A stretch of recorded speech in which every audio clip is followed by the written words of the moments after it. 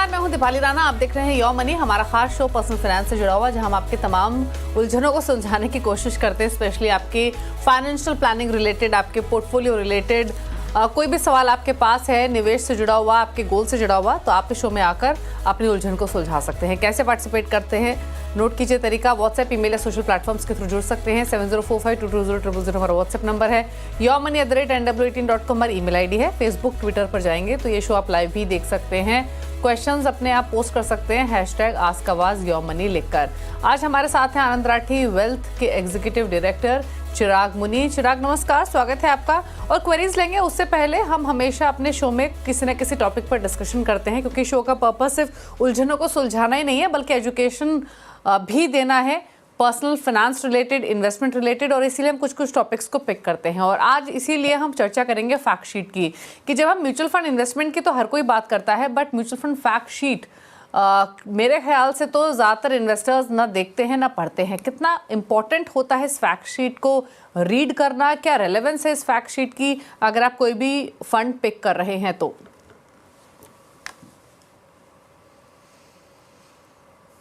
नमस्ते दीपाली जी, thank you so much. और आपके दर्शकों को भी नमस्ते। जी, आप जैसे कि आपने कहा कि फैक्ट शीट एक्चुअली कोई ज़्यादा देखता नहीं है, बट बहुत ही इम्पोर्टेंट ये डॉक्यूमेंट है।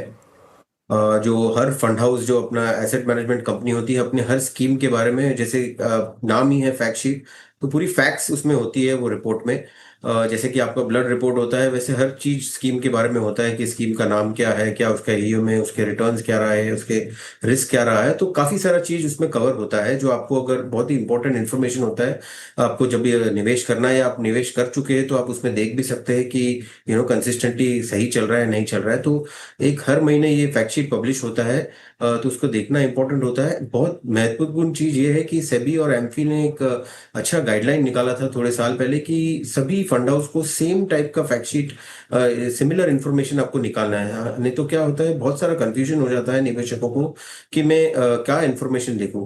तो अभी आप यूनिफॉर्म फैक्ट शीट देखते हैं अक्रॉस ऑल स्कीम्स, और आप जब देखते हैं तो आप हर तरह का चीज उसमें देख सकते हैं एकदम यूनिफॉर्मली, आपको एक इन्फॉर्म डिसीजन लेने के लिए। ओके।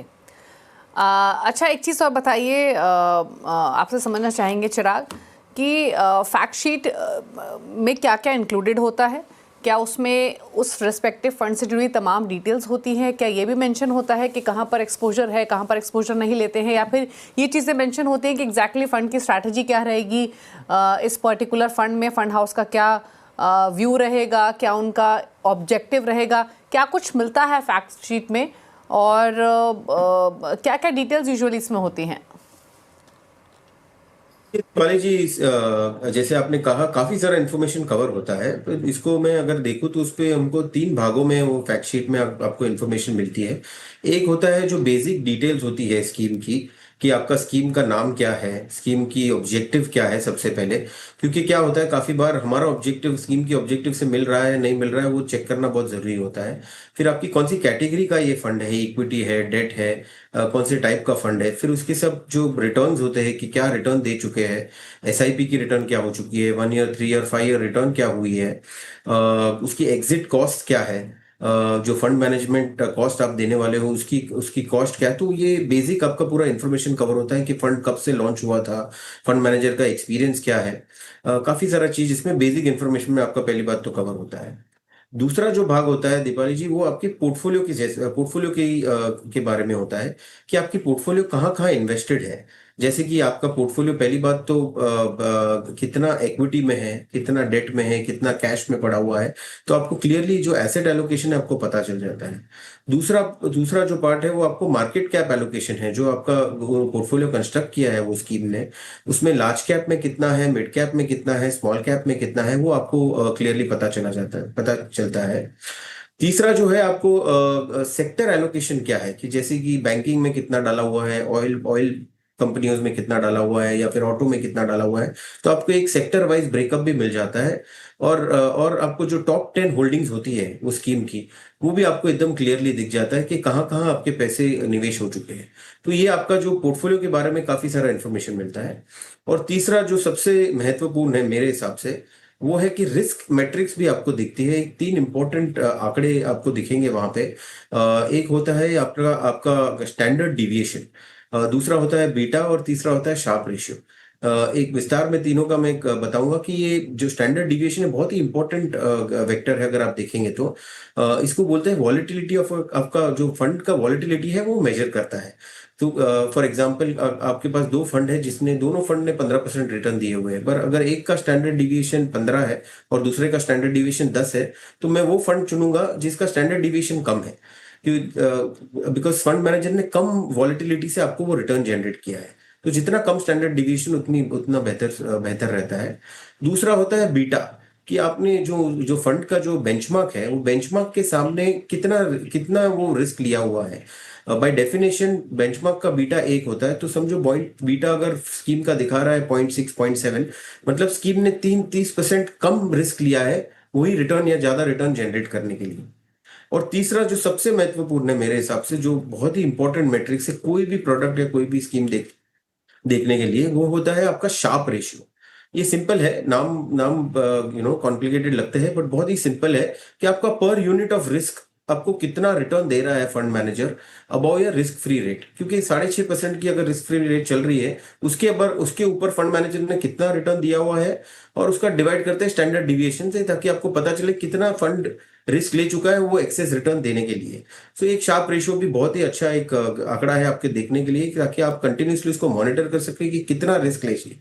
सो ये 3 भाग में अगर आप फैक्ट शीट देखिए कि बेसिक इंफॉर्मेशन क्या है, नंबर 1, नंबर 2 कि पोर्टफोलियो की होल्डिंग्स क्या है और कैसे एलोकेशन हुआ है, और तीसरा ये जो रिस्क मैट्रिक्स है, ये पूरा आपको एक इंफॉर्मेशन एक फैक्ट शीट में मिल जाता है।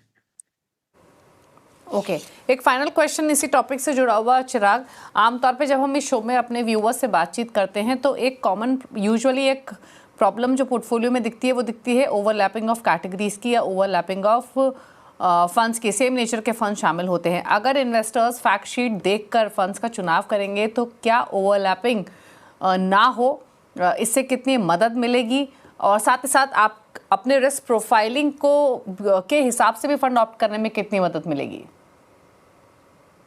जी बिल्कुल, बहुत बहुत ज्यादा मदद मिलेगी। बिकॉज क्या होता है कि हम बहुत सारे स्कीम्स में इन्वेस्ट कर लेते हैं। फॉर एग्जांपल किसी ने हमको एडवाइस किया या हमने रिटर्न्स देखा कि कोई वेबसाइट पे और इन्वेस्ट कर लिया, और ओवरऑल अगर हम देखें तो 3 4 5 स्कीम में इन्वेस्ट करते हैं, हमको लगता है हमने बहुत डाइवर्सिफाई किया है। लेकिन अगर आपको पता चले वो पांचों स्कीम में ओवरऑल होल्डिंग्स आपकी क्या है और कितना परसेंटेज स्पेसिफिक स्टॉक्स में गया हुआ है, वो आपको पता चलता है। फॉर एग्जांपल उदाहरण के तौर पे देखें तो एग्जांपल आपने 3 स्कीम ली हुई है और तीनों स्कीम में HDFC बैंक बहुत भारी मात्रा में खरीदा हुआ है इस फंड मैनेजर ने। उसका मतलब है आपने ज्यादा कंसंट्रेशन कर लिया है आपके HDFC बैंक या बैंकिंग स्टॉक्स की तरफ। तो आपको एक अगर क्लियर डाइवर्सिफिकेशन चाहिए तो आपको ठीक से फंड का होल्डिंग्स देखना पड़ेगा। आपको देखना पड़ेगा कितना मेरा कौन से सेक्टर में जा रहा है या मार्केट कैप में जा रहा है, और वो हिसाब से जो आपका ऑब्जेक्टिव है उसको अलाइन करना पड़ेगा। जैसे कि फॉर एग्जांपल अगर आप देखें तो अगर मुझे बैंकिंग में इन्वेस्ट करना है तो पहला मेरा विचार आएगा कि मैं HDFC लेट्स से बैंकिंग और फाइनेंशियल सर्विसेज में इन्वेस्ट करूं। बट अगर मैं ऑलरेडी HDFC फ्लेक्सी कैप में इन्वेस्ट कर चुका हूं जो भारी मात्रा में बैंकिंग और फाइनेंशियल सर्विसेज में वेटेज है उसका, तो क्या मुझे जरूरत है वो दूसरे स्कीम की? अदरवाइज ये ओवरलैपिंग की वजह से क्या होता है कि डाइवर्सिफिकेशन का जो आपका जो आपने किया था ऑब्जेक्टिव वो मिट जाता है और आप ज्यादा कॉन्सेंट्रेटेड हो जाते हो। तो ये अवॉइड करने के लिए बहुत इंपॉर्टेंट है कि आप बहुत सिंपल एक 1 पेजर होता है, एक चेक करिए कि कितना कहाँ डिप्लॉय हुआ है, क्या आपकी होल्डिंग है, क्या मैं ओवर कंसंट्रेशन कर रहा हूँ या मैं सही मेरे ऑब्जेक्टिव के हिसाब से पूरा प्लानिंग करके मैं सही स्कीम और एक डाइवर्सिफाइड बास्केट ऑफ स्कीम्स बना रहा हूँ। ओके चलिए, तो ये हुई तमाम जानकारी फैक्ट शीट से जुड़ी हुई कितना इंपॉर्टेंट है। तो अगर कोई भी फंड आप खरीदने आगे फैक्ट शीट पर ज़रूर थोड़ा सा समय दें। आप अपनी मेहनत की कमाई इन्वेस्ट कर रहे हैं, थोड़ा सा टाइम निकाल कर इस फैक्ट शीट को भी पढ़ें। चलिए बात करते हैं व्यूअर्स से, और सवाल पूछने के लिए अनिल कुमार इंदौर से हमारे साथ कनेक्टेड हैं। अनिल नमस्कार, बताइए क्या क्वेश्चन है आपका? नमस्कार दीपाली जी, बताइए क्या सवाल है? एक्चुअली मैंने अपना पोर्टफोलियो आपको शेयर किया है, उसको रिव्यू करवाना है और मेरे पास एक थीमेटिक फंड भी है और मेरा है टोटल अमाउंट लाइक 7.5 करोड़ तक मेरे को इकट्ठा करना है नेक्स्ट 18 ईयर्स में। तो उसमें से 1.5 करोड़ मेरे बच्चे की एजुकेशन और 1.5 करोड़ करीबन उसके मैरिज के लिए। तो रेस्ट जो है वो मेरा उसका रिटायरमेंट गोल। तो मेरा टोटल 7.5 करोड़ मेरे को इकट्ठा करना है। ओके, तो 18 साल में 7.5 करोड़ का लक्ष्य है। और इस जैसे इन्होंने बताया, बच्चे की पढ़ाई के लिए 1.5 करोड़ चाहिए, 1.5 करोड़ बच्चे की शादी के लिए, 4.5 करोड़ रिटायरमेंट के लिए। रिटायरमेंट के बाद सिस्टमैटिक विड्रॉल प्लान के थ्रू 1 लाख रुपए महीने की निकासी ये करना चाहते हैं।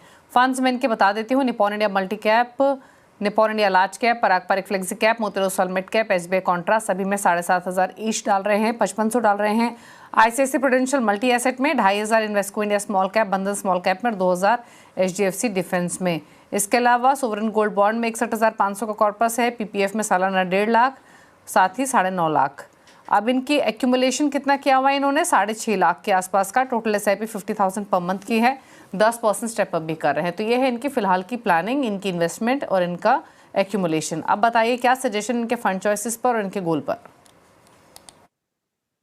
नमस्ते अनिल जी। पहले तो आपको सराहना करना चाहूंगा कि आप एक 50,000 की आप SIP कर रहे हैं और आपने एक लक्ष्य रखा हुआ है 18 साल में आपको एक कॉर्पस बनाना है। ये बहुत ही इंपॉर्टेंट प्लानिंग, फाइनेंशियल प्लानिंग का सबसे पहला स्टेप होता है कि मुझे ऑब्जेक्टिव क्या है। तो आपने ऑब्जेक्टिव क्लियरली डिफाइन किया हुआ है, वो बहुत बड़ा मैं कहूँगा कि बहुत अच्छी बात है। ये जो 7.5 करोड़ का आपका जो लक्ष्य है और आपने 18 साल लंबी अवधि भी दी है, तो बहुत अच्छा है। तो 50,000 रुपए की अगर आप SIP करते हो और आपने ही बोला कि अब मैं 10% की स्टेप अप कर सकता हूँ और आपकी एग्जिस्टिंग पोर्टफोलियो जो 6.37 लाख मुझे दिख रही है, अगर मैं एक 13% का अनुमान लगाऊं, क्योंकि एक्सपेक्टेशन है कि मार्केट जो अपना निफ्टी है वो 10 से 11% नॉमिनल GDP पे ग्रो होता है जनरली लॉन्ग टर्म में, और फंड मैनेजर अच्छे फंड में आप डालो तो 2-3% एक्स्ट्रा मिलता है। तो 13% की अगर मैं रिटर्न पकड़ूं तो आप एक्चुअली आपका लक्ष्य 18 साल में इजीली आपको मिल रहा है, विच इज 7.97 करोड़ आप पहुंच रहे हैं। तो बहुत ही बढ़िया कर रहे हैं और जो कर रहे हो आपको कंटिन्यू करना चाहिए, नंबर 1।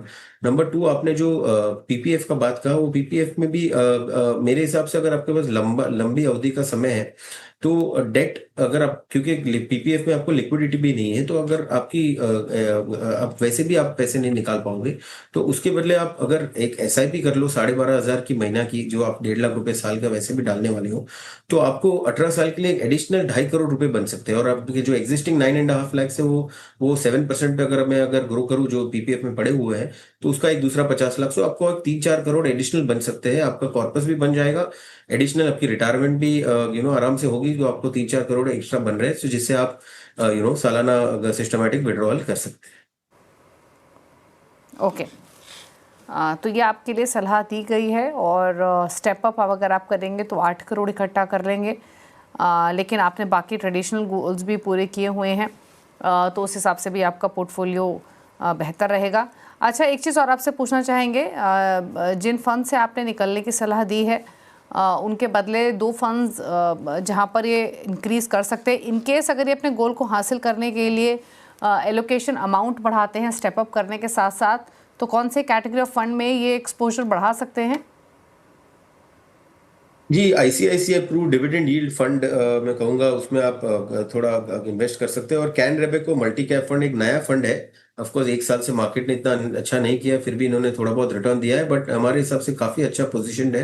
तो एक कैन रेबेको मल्टी कैप फंड जो आपको हर मार्केट कैप में आपको डाइवर्सिफाई करेगा, तो वो करना चाहिए। एक चीज मैं कहना चाहूंगा कि एक सेक्टर फंड थोड़े हमको अवॉइड करने चाहिए, बिकॉज क्या होता है उसका टाइमिंग के हिसाब से वो पूरा चलता है और बहुत डिफिकल्ट होता है टाइम करना। जैसे कि उदाहरण के तौर पे फार्मा फंड कोविड के टाइम पे बहुत अच्छे चले 1 साल, बट किसी ने और 3 साल उसको रखा तो उसके रिटर्न बहुत ही नीचे आ गए हैं। तो सेक्टर फंड में हमको बहुत टाइमिंग करना पड़ता है, तो ना कि हमको एक्चुअली डाइवर्सिफाई करे और दूसरे फंड मैनेजर को पैसा दे, तो वो अपने हिसाब से जब भी कोई सेक्टर अच्छा करने वाला है वो उसमें वेटेज वैसे भी बढ़ा देगा। तो वो एक आपको एक अवॉइड करना चाहिए। और ये 2 फंड जैसे मैं कहा कि आप ऐड कर सकते हैं। बात करते हैं अगले व्यूअर से। अमित है हमारे साथ पुणे से। अमित नमस्कार, पूछिए अपना सवाल। नमस्कार मैडम, आवाज आ रही है? बताइए। हाँ जी, बिल्कुल आ रही है, अपना सवाल पूछिए प्लीज आप। हाँ मैडम, मेरे पास अराउंड 6 फंड्स है अभी, जिसमें एक लमसम किया हुआ मैंने बड़ौदा BNB परिवास में, और 3-4 फंड है, एक मिडी कैप SBI का, एक पारंपरिक फ्लेक्सी कैप, और 2 स्मॉल कैप, एक ICICI Baroda BNB small cap. और इसमें ऑलमोस्ट लाइक 5,000 का SIP किया हुआ है इसी 4-5 इसमें। और करंट पोर्टफोलियो मार्केट वैल्यू इसका अराउंड लाइक 8 लाख के आसपास है। मुझे मेरा गोल था कि आगे 10 साल के अंदर around like 70 lakh kids education के लिए और रिटायरमेंट के लिए अराउंड लाइक 10 CR का आफ्टर 15 ईयर्स। तो इसमें मुझे पूछना था कि एडिशनल गोल अचीव करने के लिए एडिशनल कौन से फंड्स लेने पड़ेंगे या फिर एग्जिस्टिंग इसमें कुछ क्या चेंजेस करने पड़ेंगे, उस रिलेटेड इंफॉर्मेशन चाहिए था।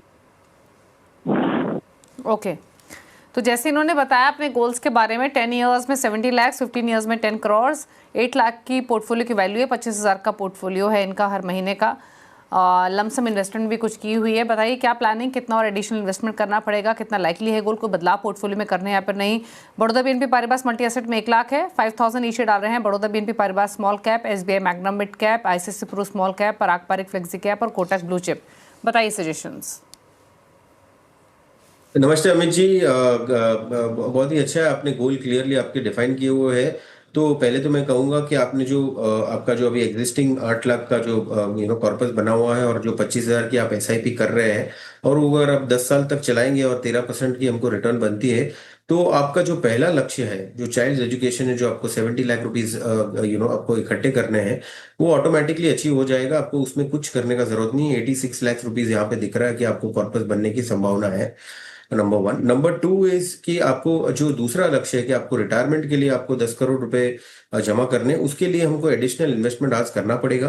तो अगर आप 15 साल तक एक 60,000 रुपीज की अगर SIP करते हो मंथली, और उसको आपको हर हर साल 20% से थोड़ा स्टेप अप भी करना पड़ेगा, क्योंकि आपके पास समय है, आपकी इनकम भी बढ़ेगी। तो वो हिसाब से अगर आप स्टेप अप करेंगे 20% से और 13% की रिटर्न अगर हमारी बनी, तो आपकी संभावना कि आप ये 10 करोड़ का टारगेट इजिली अचीव कर पाएंगे। जैसे कि मैं आपका पोर्टफोलियो देख रहा हूँ, एक चीज मैं बताना चाहूंगा कि आज की तारीख में आपका 36% of the portfolio ICICI AMC में है।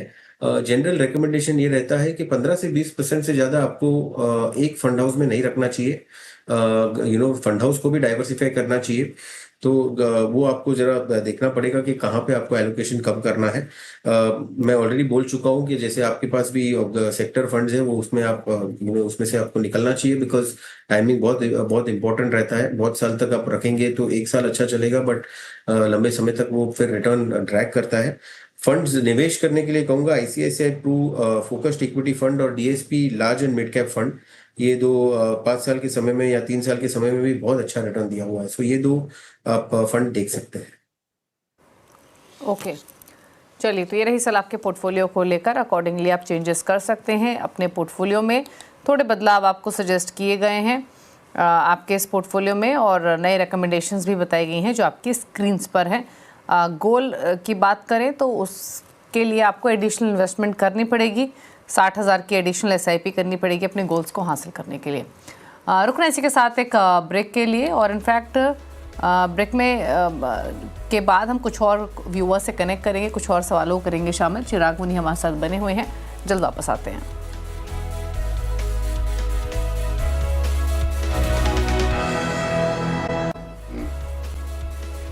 आप देख रहे हैं यो मनी, हमारे साथ हैं विपिन मुनि। आपकी सभी सवालों को आंसर करने के लिए हमारे साथ मौजूद हैं चिराग मुनि, माफ़ कीजिए, जो कि आनंद राठी वेल्थ के एग्जीक्यूटिव डायरेक्टर हैं। कुछ और व्यूअर्स से अब हम कनेक्ट करते हैं। हमारे साथ विजय मौजूद हैं नवी मुंबई से सवाल पूछने के लिए।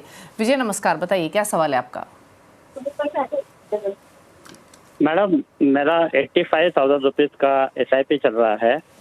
ओके। और मेरा पोर्टफोलियो मैंने आपको भेजा है। मेरा टारगेट है, मुझे 5 करोड़ करना है। तो मुझे ये जानना चाहता हूँ कि मेरा पोर्टफोलियो का जो ब्रेकअप दिया है मैंने, जो मैंने डाइवर्सिफाई किया है, वो सही है या गलत है? आपके क्या व्यूज है वो मुझे चाहिए। ओके, आपका टारगेट क्या है और कितना एक्यूमुलेशन अब तक आपने किया हुआ है विजय जी? एक्यूमुलेशन मेरा कुछ नहीं मैडम, मैंने लास्ट महीने से चालू किया है। और मैं MFindia.com यूज करता हूँ और मैं डायरेक्ट म्यूचुअल फंड में शेयर कर रहा हूँ। और डायरेक्ट कितना टारगेट है आपका? 5 करोड़ का टारगेट है मेरा। 5 crore in how many years? In 10 years. Okay, 10 साल में 5 करोड़ का टारगेट है। अभी शुरू किया है पोर्टफोलियो इन्होंने, और इनके पास है 85,000 का ये पोर्टफोलियो। मैं क्विकली इनके फंड्स बता देती हूँ। बंधन स्मॉल कैप 18,000 रुपये महीना, 15,000 Whiteoak capital mid cap, 7,000 Nippon India multi cap, 5,000 Tata digital, Nippon India innovation, 7,000 डाल रहे हैं ICICI pru large cap, Bandhan flexi cap, Parag Parikh flexi cap, ICICI pru multi asset और कोटक मिड कैप। बताइए चिराग, इनके लिए सजेशंस। नमस्ते विजय जी। एक तो आपका सराहना करना चाहूंगा। अब 85,000 रुपीज की 30 ईयर के आपकी एज है और अब 85,000 की एसआईपी कर रहे हो, बहुत ही बढ़िया कर रहे हैं। नंबर 1। नंबर 2, आपका अपने लक्ष्य रखा हुआ है 5 करोड़ रुपए आपको करने हैं। तो देखिए ये 10 साल में तो शायद नहीं हो पाएगा अगर यही अमाउंट आप करेंगे, बट अगर आप 15 साल तक रुकने रेडी है तो आप कर सकते हो।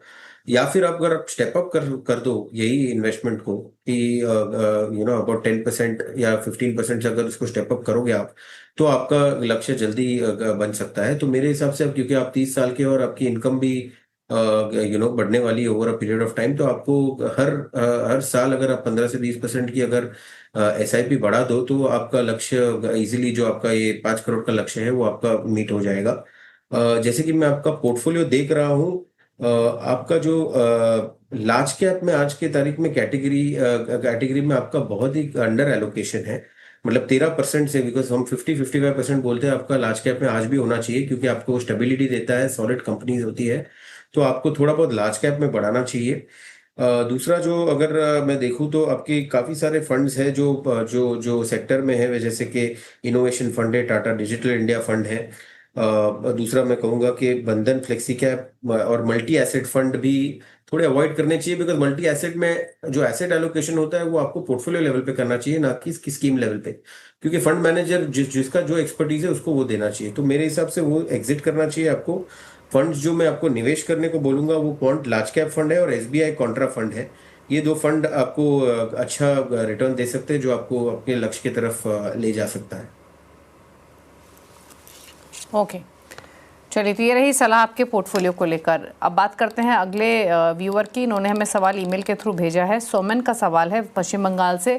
35 साल इनकी उम्र है चिराग। 23,000 की मंथली एसआईपी है, लगभग 9 लाख की पोर्टफोलियो की वैल्यू है। 15 साल में लक्ष्य ये 3 करोड़ का लेकर चल रहे हैं। कौन से फंड हैं? 10,000 रुपये महीना पराग परिक फ्लेक्सी कैप, 3,000 डाल रहे हैं SBI small cap, SBI technology opportunities में, 2,000 मेरे asset large mid cap, 2,500 SBI mid cap और 2,500 एसबीआई कॉन्ट्रा में। क्या सजेशंस इनके लिए? नमस्ते सुमेन जी। अगेन 23,000 की आप जो एसआईपी कर रहे हैं बहुत ही बढ़िया, और आपका लक्ष्य 15 साल तक आपके पास टाइम है और आप 3 करोड़ पहुंचना चाहते हैं। आई थिंक आज की आपको एक बहुत छोटा सा ट्वीक करना है अगर आपको लक्ष्य पहुंचना है, क्योंकि आज जो आपने जमा पूंजी आपकी है जो 8.8 लाख की है और आप 23,000 एसआईपी अगर आप 15 साल करते हो और अगर हम 13% की रिटर्न आ सकती है एसआईपी में, तो आप 1.74 करोड़ पहुंचोगे। तो मेरे हिसाब से एक छोटा ट्वीक करोगे। आप सिर्फ 35 साल के हो, एक 15% से अगर आप स्टेप अप एसआईपी करते हो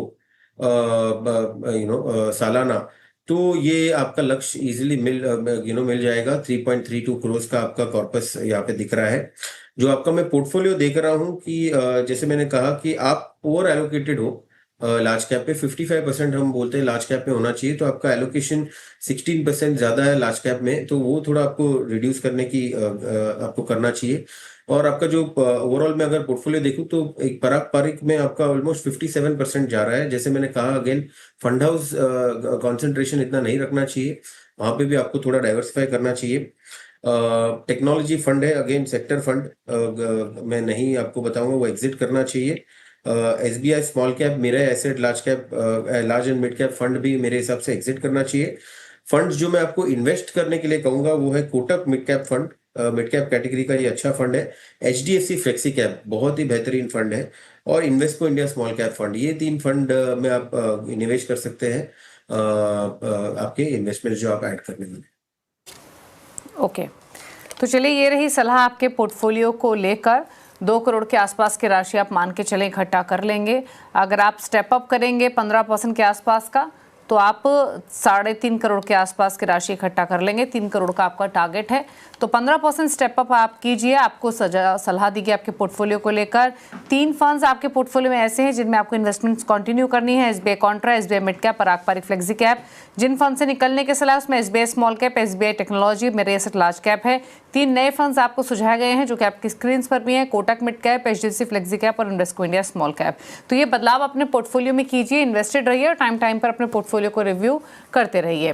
लेकिन चलिए आप पूछ लेते हैं टॉप 4 फंड्स। चिराग के बताइए कौन कौन से फंड्स आपने ऑप्ट किए हैं और क्या इन चारों फंड्स को मिलाकर पोर्टफोलियो भी क्रिएट किया जा सकता है लॉन्ग टर्म के हिसाब से? जी दीपाली जी, मेरे टॉप 4 फंड्स मैं कहूँगा SBI large and mid cap fund जो है बहुत ही अच्छा फंड है। लास्ट 1 ईयर का परफॉर्मेंस इतना नहीं रहा है, बट हमने देखा है कि जो भी फंड अच्छा नहीं करता है उसकी रिवर्सल बहुत क्विक होती है और ये फंड कंसिस्टेंट रहा है। तो मेरे हिसाब से इसमें आप अच्छा रिटर्न्स बना सकते हैं। कैन रेबेको मल्टी कैप फंड है, वो अगेन मल्टी कैप कैटेगरी में, जहाँ पे 25 large cap, 25 mid cap, 25 small cap और बाकी फंड मैनेजर इन्वेस्ट करता है। तो वो एक नया फंड है, बट मेरे हिसाब से अच्छा करने की संभावना है। ICICI प्रो फोकस्ड इक्विटी, ये भी बहुत ही पुराना फंड है, बहुत ही अच्छा बेहतरीन रिटर्न दिया हुआ है। और HDFC स्मॉल कैप फंड जो स्मॉल कैप कैटेगरी में आता है। आई थिंक ये 4 की अगर हम एक बास्केट बना ले तो एक अच्छी खासी रिटर्न बनाने की संभावना है। ओके, चलिए शुक्रिया आपका चिराग आने के लिए शो में और सभी क्वेरीज को आंसर करने के लिए। इसी के साथ एक ब्रेक के उस पर भी खबरें जारी है CNBC आवाज पर। नमस्कार।